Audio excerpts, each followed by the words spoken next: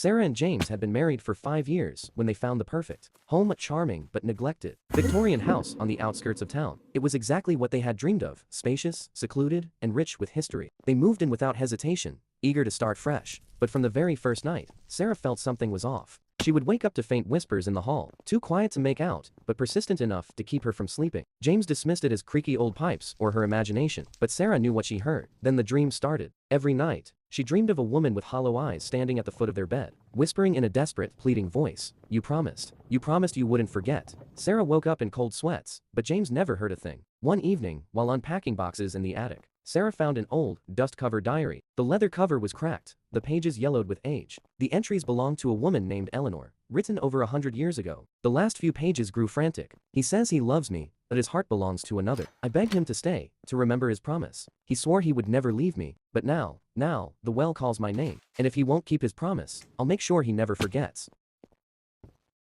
She turned the page only to find her own name written in shaky ink. Sarah, remind him. Make him remember. She dropped the book, heart pounding. How could her name be in something written a century ago? That night, she confronted James, but before she could say a word, he turned to her, his face pale, his eyes wide with realization. "I remember," he whispered. Tears welled in his eyes. "I don't know how, but I remember. Eleanor, the well, the promise I made." He clutched his head as flashes of another life filled his mind. A different time, a different face, but the same guilt. He had betrayed Eleanor Levin.